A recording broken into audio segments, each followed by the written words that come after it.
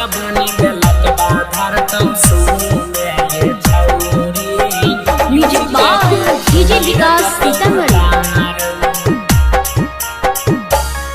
हेगे number दलियो recharge कर लियो तैयो गे छौरी हमरा तो देलही कनाय। हेगे नंबर दलियो रिचार्ज कर लियो तैयो गे छौरी बचपन के प्यार दली भुला। हेगे चढ़ल जवानी में लकबा धरतौ सुने गे छौरी यूज के छोड़ देतौ भतार। हेगे चढ़ल जवानी में टीवी धरतौ सुने गे छौरी यूज के छोड़ देतौ भतार। हेगे मोबाइल दलियो रिचार्ज कर लियो तैयो गे छौरी हमरा तो गेलही भुलाए।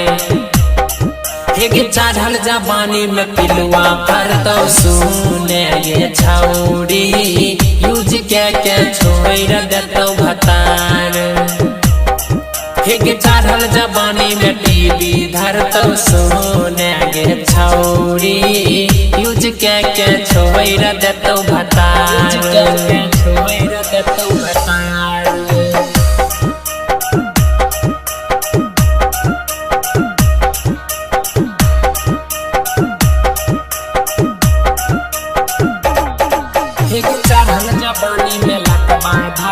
अभी आप सुन रहे हैं चेहरा खेरा खगड़िया से अभय भारती एंटरटेनमेंट की शानदार प्रस्तुति।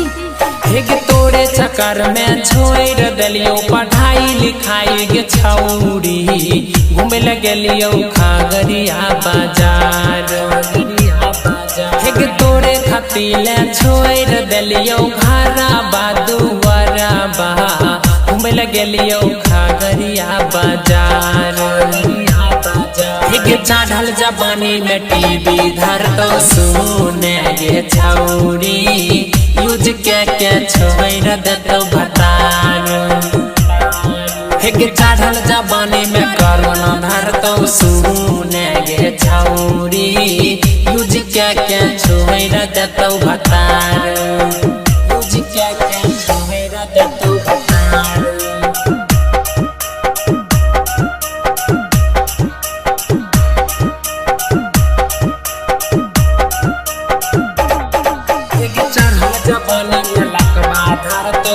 अभी आप सुन रहे हैं चेहरा खेरा खगड़िया से अभय भारती एंटरटेनमेंट की शानदार प्रस्तुति। बाली दलियो कना बाली दलियो हठलाली दलियो गे छौरी राजा के तू देलही रुलाए। हेगे बाली दलियो हठलाली दलियो कना बाली दलियो गे छौरी मनीषा के तू देलही भुलाए।